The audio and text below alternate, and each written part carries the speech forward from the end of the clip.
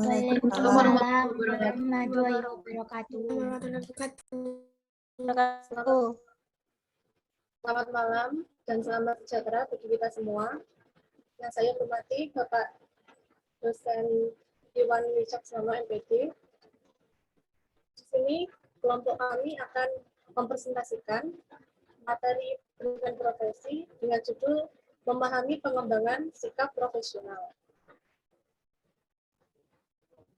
Dengan anggota kelompok saya sendiri, Dina Dwi Utami, dengan NIM 2002-1010-4094. Yang kedua, Gita Eka Lailatul Qatriyah dengan NIM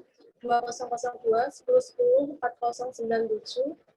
Yang ketiga, Jamiatul Jumaniar dengan NIM 2002-1010-4102.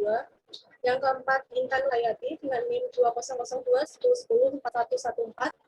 Yang kelima, Hilmi Susanti Dwi Fatmawati dengan NIM 2002-1010-4118. Dan yang terakhir, Dewania Fariska Herman dengan NIM 2002-1010-4119. Baik, saya akan membacakan peta konsep yang akan dibahas. Yang pertama, definisi, yang kedua kinerja, yang ketiga sasaran. Yang pertama, definisi sikap profesional guru yang akan dibacakan oleh saya sendiri. Sikap adalah gambaran kepribadian seseorang yang terlahir melalui tanggapan pikiran dan gerakan fisik terhadap keadaan pada objek di sekitarnya. Sedangkan profesional adalah dua hal yang menyandang tugas profesi dan menampilkan atau melaksanakan tugasnya dengan baik. Sikap guru profesional adalah guru yang memiliki keahlian, karakter, sifat, dan memberikan pelayanan yang terbaik untuk para siswanya dengan kemampuan yang dimilikinya, sehingga siswa dapat memahami materi yang disampaikan. Guru merupakan bagian terpenting dari berlangsungnya suatu pendidikan yang memiliki fungsi pendidikan, peran yang strategis dalam mencapai tujuan pembelajaran guna mencerdaskan kehidupan bangsa. Guru menjadi ujung tombak yang menjadi acuan dalam pelaksanaan pendidik sehingga keberhasilan atau tidaknya suatu mekanisme pembelajaran, pendidikan yang telah dirancang tergantung dengan kinerja dan profesionalisme seorang guru. Sikap adalah gambaran kepribadian seseorang yang terlahir melalui tanggapan pikiran dan gerakan fisik terhadap keadaan pada objek di sekitarnya. Baik, materi kedua akan dijelaskan oleh Gita Eka Lailatul Qatriyah. Kepada kita, saya persilakan. Baik, terima kasih. Di sini saya akan menjelaskan tentang kinerja guru profesional. Kinerja guru adalah kemampuan usaha guru dan hasil kerja yang dicapai oleh seorang guru di lembaga pendidikan sesuai dengan tugas dan tanggung jawabnya dalam mencapai tujuan pendidikan. Kinerja guru dalam melaksanakan kegiatan belajar mengajar terdapat tugas keprofesionalan guru. Menurut Undang-Undang Republik Indonesia Nomor 14 Tahun 2005, Pasal 20 tentang guru dan dosen, yaitu merencanakan pembelajaran, melaksanakan proses pembelajaran yang bermutu, serta menilai dan mengevaluasi hasil pembelajaran. Kinerja guru yang baik tentunya dapat dilihat dari penampilan mereka yang baik dari segi penampilan kemampuan akademik maupun kemampuan profesi menjadi guru. Saya kembalikan kepada moderator.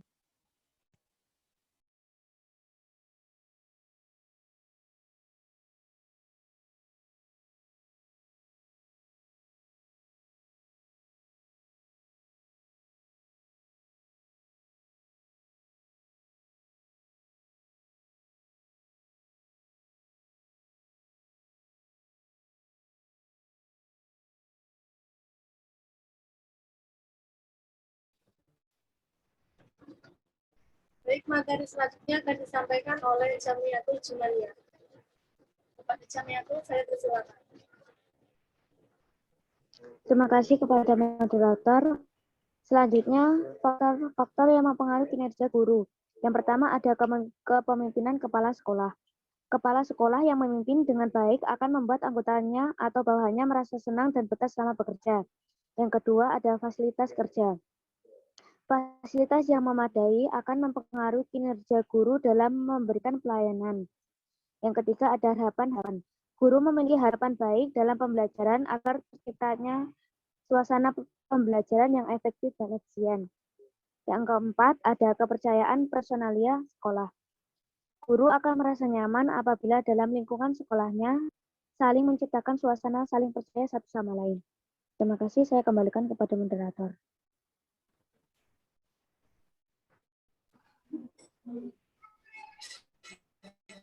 Baik, materi selanjutnya akan dijelaskan oleh Intan Nurhayati. Kepada Intan, saya persilakan. Baik, terima kasih kepada moderator. Di sini saya akan menjelaskan tentang pengembangan kinerja guru. Ada 5 cara atau 5 upaya dalam melakukan pengembangan kinerja guru. Adapun yang pertama adalah, bisa di next.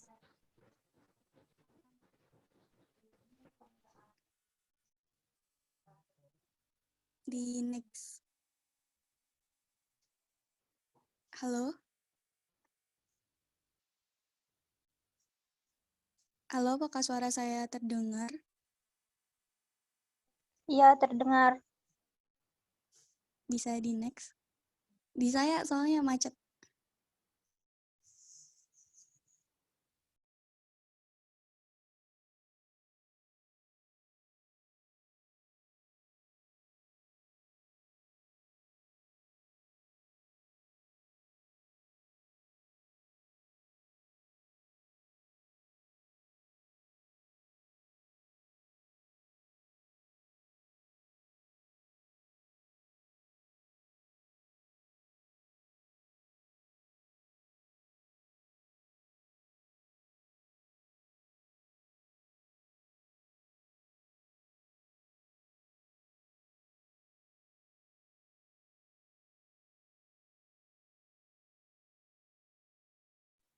Baik, untuk yang pertama di sini bisa dengan cara meningkatkan pengetahuan.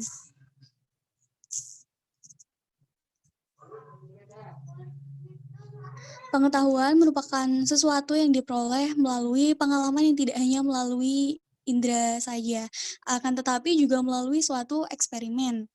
Baik itu pengetahuan ilmiah maupun pengetahuan filsafat. Nah, yang kedua di sini dengan cara meningkatkan kemampuan. Kemampuan terdiri dari 2 unsur, yaitu yang biasa dipelajari dan yang alamiah. Seberapa besar kemampuan bisa menghasilkan prestasi tergantung pada kemauan untuk terus mengasahnya. Karena prestasi bersifat profesionalisme didapat dari unsur kemauan dan kemampuan. Yang ketiga, dengan cara meningkatkan keterampilan. Keterampilan merupakan keahlian yang bermanfaat untuk jangka panjang. Keterampilan merupakan the requisite knowledge and ability menurut Undang-Undang Nomor 20 Tahun 2003 dan Undang-Undang Nomor 14 Tahun 2005, peran guru adalah sebagai pendidik, pengajar, pembimbing, pengarah, pelatih, penilai, dan pengevaluasi dari peserta didik itu sendiri.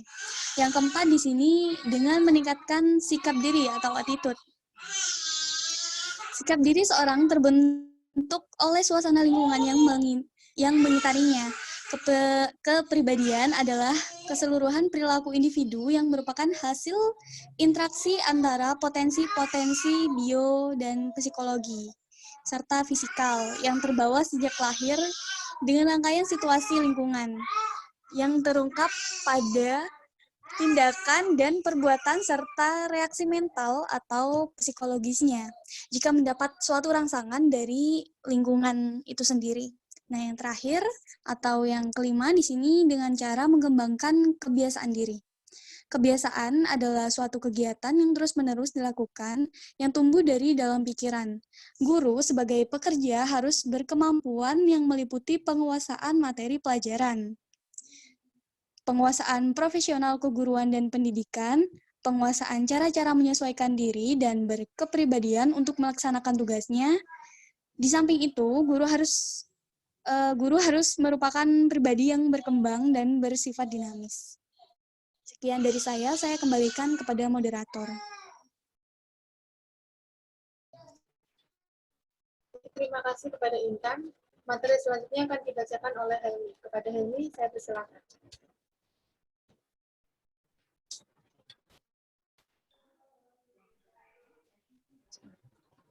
Baik, berikutnya saya akan menyampaikan materi tentang sasaran sikap profesional guru. Sikap profesional dan kompetensi. Keahlian yang dimiliki guru tidak lain pada bidang pembelajaran. Guru merupakan komponen utama dalam proses pembelajaran di sekolah yang menentukan keberhasilan peserta didiknya. Adapun beberapa sasaran yang dimiliki oleh guru, yaitu yang pertama adalah sikap terhadap peraturan. Sikap terhadap peraturan, hal itu tertuju pada guru melaksanakan segala kebijaksanaan pemerintah dalam bidang pendidikan. Guru mutlak merupakan unsur aparatur dan abdi negara. Karena itu, guru harus mengetahui dan melaksanakan kebijakan-kebijakan yang ditetapkan. Setiap guru di Indonesia wajib tunduk dan taat terhadap kebijaksanaan dan peraturan yang ditetapkan dalam bidang pendidikan, baik yang dikeluarkan oleh Dikdikbud maupun departemen lain yang berwenang mengatur pendidikan. Kode etik guru Indonesia memiliki peran penting agar hal ini dapat terlaksana. Yang kedua yaitu sikap terhadap organisasi profesi. Dalam Undang-Undang Nomor 14 Tahun 2005 Pasal 7 Ayat 1 disebutkan bahwa guru harus memiliki organisasi profesi yang mempunyai kewenangan mengatur hal-hal yang berkaitan dengan tugas profesionalan guru. Sedangkan dalam Pasal 41 Ayat 3 dipaparkan bahwa guru wajib menjadi anggota organisasi profesi. Hal ini berarti setiap guru di Indonesia harus tergabung dalam suatu organisasi yang berfungsi sebagai wadah usaha untuk membawakan misi dan memantapkan profesi guru. Di Indonesia sendiri, organisasi ini disebut dengan PGRI atau Persatuan Guru Republik Indonesia. Yang ketiga yaitu sikap terhadap teman sejawat. Guru hendaknya menciptakan dan memelihara hubungan sesama guru dalam lingkungan kerjanya, serta menciptakan dan memelihara semangat kekeluargaan dan kesetiakawanan sosial di dalam dan di luar lingkungan kerjanya. Hubungan yang harmonis akan menciptakan rasa persaudaraan yang kuat di antara sesama anggota profesi, khususnya di lingkungan kerja. Yaitu seperti di sekolah, guru hendaknya menunjukkan suatu sikap yang ingin bekerja sama, menghargai, pengertian, dan rasa tanggung jawab kepada sesama personel sekolah. Sikap ini diharapkan akan memunculkan suatu rasa senasib, sepenanggungan, menyadari kepentingan bersama, dan tidak mementingkan kepentingan sendiri dengan mengorbankan kepentingan orang lain. Sehingga kemajuan sekolah pada khususnya dan kemajuan pendidikan pada umumnya dapat terlaksana. Sikap ini hendaknya juga dilaksanakan dalam pergaulan yang lebih luas, yaitu sesama guru dari sekolah lain. Yang keempat yaitu sikap terhadap anak didik. Tujuan pendidikan nasional sesuai dengan Undang-Undang Nomor 2 Tahun 1989, yaitu membentuk manusia Indonesia seutuhnya berjiwa Pancasila. Prinsip yang lain adalah membimbing peserta didik, bukan hanya mengajar atau mendidik saja. Pengertian membimbing seperti yang dikemukakan oleh Ki Hajar Dewantara, yaitu ing ngarsa suntulodo, ing madya mangunkarsa, dan tuturi handayani. Kalimat ini mengidentifikasikan bahwa pendidikan harus memberi contoh dan harus dapat memberikan pengaruh, juga dapat mengendalikan peserta didik. Dalam mendidik, guru tidak hanya mengutamakan aspek intelektual saja, tetapi juga harus memperhatikan perkembangan seluruh pribadi peserta didik, baik jasmani, rohani, sosial, maupun yang lainnya, sesuai dengan hakikat pendidikan. Baik, saya kembalikan kepada moderator.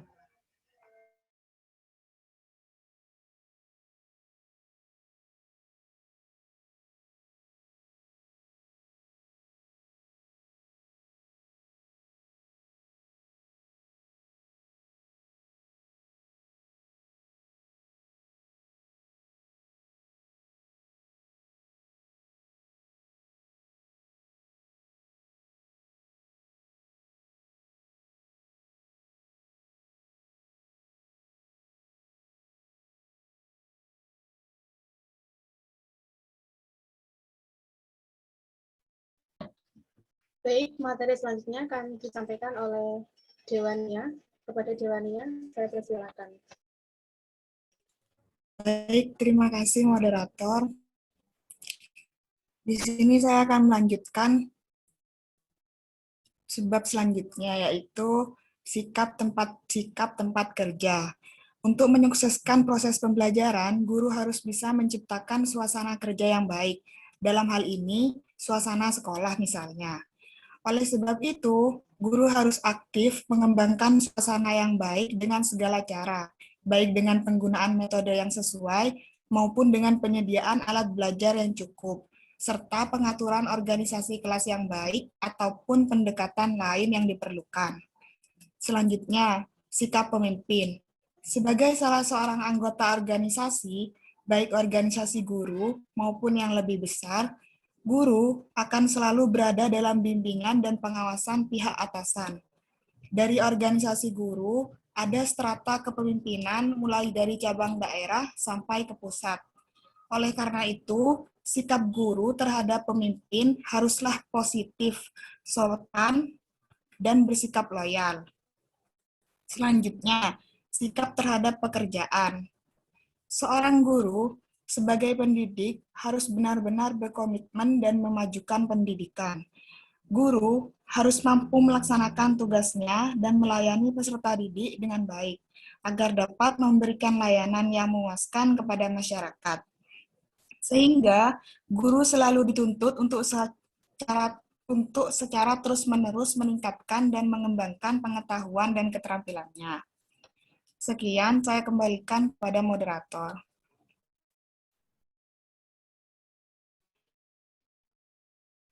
Baik, setelah presentasi yang kami lakukan, kali ini kelompok kami akan membuka sesi tanya-jawab. Kepada teman-teman yang ingin bertanya, silakan bertanya di room chat.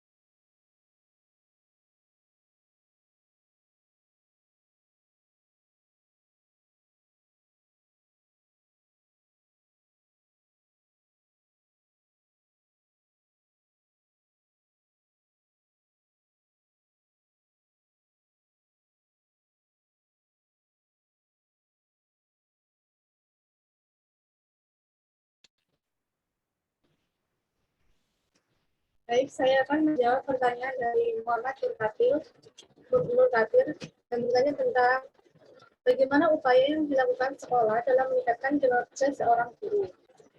Upaya yang dilakukan sekolah dalam meningkatkan kinerja seorang guru, yakni biasanya seorang guru akan melakukan evaluasi bersama dengan guru-guru yang lainnya terkait program belajar yang telah dilaksanakan ataupun yang belum terlaksana. Selain itu, juga dilakukan evaluasi terkait program sekolah. Misalnya, diadakannya jedak atau operasi dadakan yang dilakukan oleh kepala sekolah atau pengawas kepada seorang guru. Hal ini bertujuan untuk mengetahui sejauh mana proses pencapaian yang telah dicapai oleh seorang guru dalam menangani proses pembelajaran. Dan juga dilakukannya hubungan timbal balik antara kepala sekolah dengan guru, yakni apabila seorang guru telah menjalankan kewajibannya sesuai dengan prosedur, dapat meningkatkan prestasi peserta didiknya, maka kepala sekolah hendaknya memberikan apresiasi kepada guru tersebut sebagai bentuk rasa terima kasih kepada seorang guru telah memajukan peserta didiknya dan membawa ke beberapa prestasi yang telah dihasilkan. Pemberian apresiasi dapat berupa pemberian hadiah dan lain sebagainya. Seperti itu jawaban dari saya. Apakah bisa diterima? Terima kasih.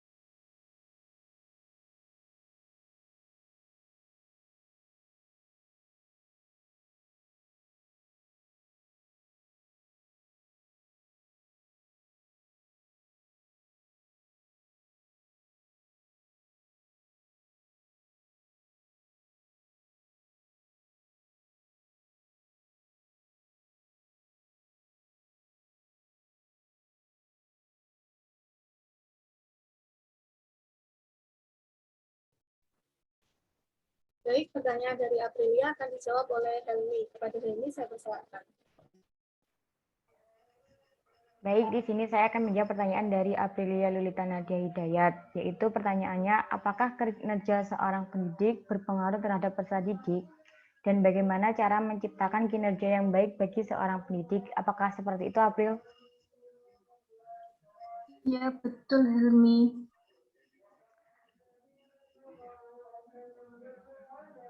Jadi, kinerja seorang pendidik tentu berpengaruh pada mutu pembelajaran, di mana jika seorang pendidik tidak menguasai materi yang akan disampaikan, akan berakibat pada kualitas pemahaman materi yang diterima oleh peserta didik.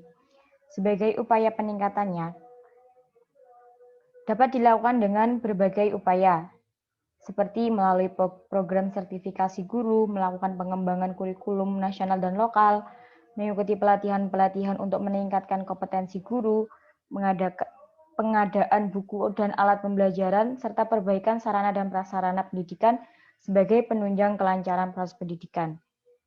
Karena kualitas seorang pendidik akan mempengaruhi pencapaian dari tujuan pendidik. Seperti itu, April. Apakah bisa diterima? Atau ada feedback?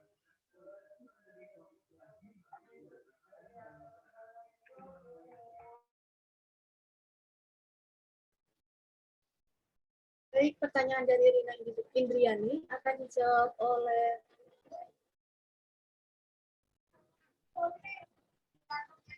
Intan Nurhayati. Kepada Intan, saya persilakan. Baik, terima kasih. Di sini saya akan menjawab pertanyaan dari Rina Indriani.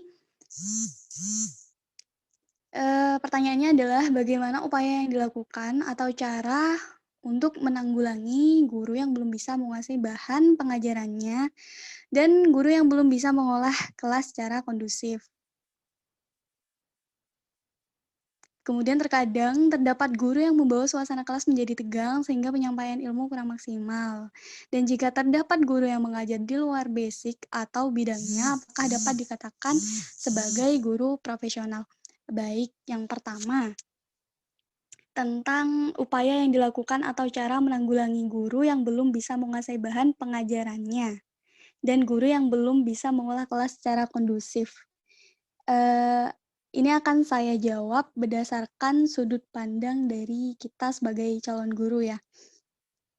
Sebenarnya hal itu bisa dihindari dengan cara memupuk atau membangun pondasi secara sedari awal, sedari masih ada di bangku perkuliahan, dengan cara penguasaan teori, pemaksimalan alat pendidikan yang akan digunakan pada saat mengajar, dan pemahaman karakteristik siswa.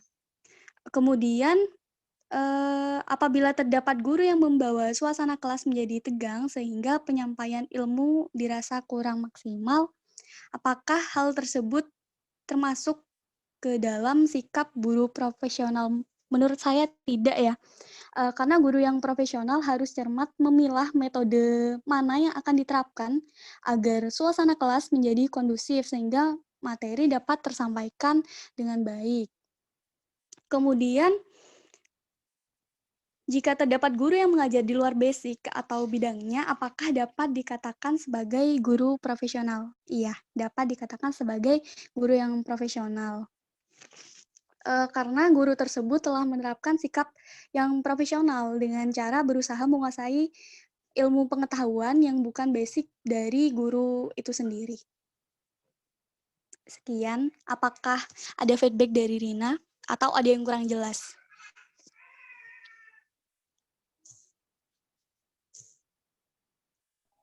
Sudah cukup. Terima kasih, Intan. Kembali kasih.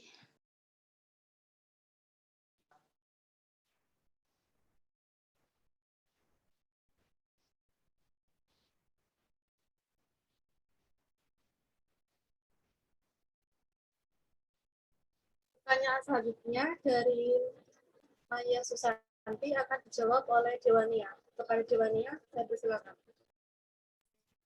Terima kasih moderator. Di sini saya akan menjawab pertanyaan dari Maya. Bagaimanakah sikap kita sebagai murid jika melihat seorang guru yang tidak dapat melakukan sikap profesionalnya? Jadi begini, menurut kelompok kami, kita sebagai manusia merupakan makhluk sosial, tentunya tidak luput dari kesalahan dan hilaf. Namun, agar kita menyadari apa yang menjadi kesalahan, kita dapat dilakukan dengan saling mengingatkan satu sama lain. Nah, di sini kita kan posisinya sebagai seorang peserta didik yang membutuhkan pendidikan dari seorang guru. Jika guru tidak profesional terhadap apa yang telah menjadi tugasnya, maka kita diharapkan untuk mengingatkan dan memberi saran agar guru tersebut sadar bahwa apa yang dilakukan akan dicontoh oleh peserta didik, sehingga sangat diperlukan sikap keprofesionalnya. Misalkan, seorang guru yang sering terlambat memasuki kelas tanpa ada keterangan yang jelas. Kita bisa menyampaikan sebuah aspirasi melalui sebuah forum diskusi antara guru dan siswa untuk kembali mengingatkan tentang bagaimana seharusnya sikap guru tersebut agar tidak lagi terlambat memasuki kelas, sehingga nantinya hal tersebut dapat diperbaiki oleh pihak yang bersangkutan. Bagaimana, Maya? Apa bisa diterima jawabannya? Bisa diterima, Dewania. Terima kasih atas jawabannya. Sama-sama. Baik, pertanyaan dari Cici Alfia akan dijawab oleh Gita Eka. Kepada kita, saya persilakan. Baik, terima kasih kepada moderator. Di sini saya akan menjawab pertanyaan dari Cici terkait sikap profesional guru ketika ada murid yang bertanya, tetapi guru tidak mengetahui jawabannya. bagaimana strategi untuk mengatasi situasi tersebut. Bila ada pertanyaan yang tidak dapat dijawab oleh guru, maka guru itu harus menyampaikan yang sejujur-jujurnya, bahwa ia tidak mengetahui jawabannya dan mencoba mencari tahu. Karena guru bukanlah manusia yang serba tahu. Untuk strateginya sendiri, guru dapat menjawabnya di pertemuan selanjutnya. Kemudian dijadikan bahan diskusi, dan guru juga dapat mengajak siswa untuk bersama-sama memecahkan permasalahan tersebut. Untuk Cici, apakah sudah paham? Sudah. Terima kasih, Gita. Iya, sama-sama.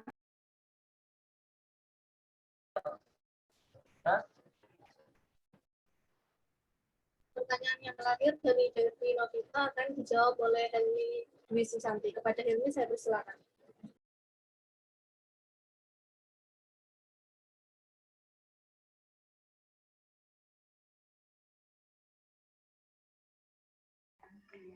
Baik, di sini saya akan menjawab pertanyaan dari Devi, yaitu sasaran sikap profesionalisme guru, yaitu sikap pada tempat kerja. Bagaimana bentuk dari sikap profesionalisme guru pada tempat kerja untuk mengembangkan profesionalismenya? Apakah benar seperti itu, Devi? Iya, benar.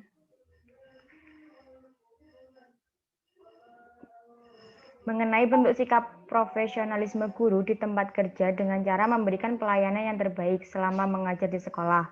Guru bisa menggunakan fasilitas di sekolah untuk membantu siswanya dalam memahami materi yang diajarkan. Guru juga dapat memberikan pelayanan bimbingan konseling kepada muridnya yang kemungkinan mengalami kesulitan belajar selama pembelajaran berlangsung. Itu saja yang bisa saya sampaikan. Apakah jawabannya bisa diterima, Devi? Bisa, terima kasih. Baik, sama-sama.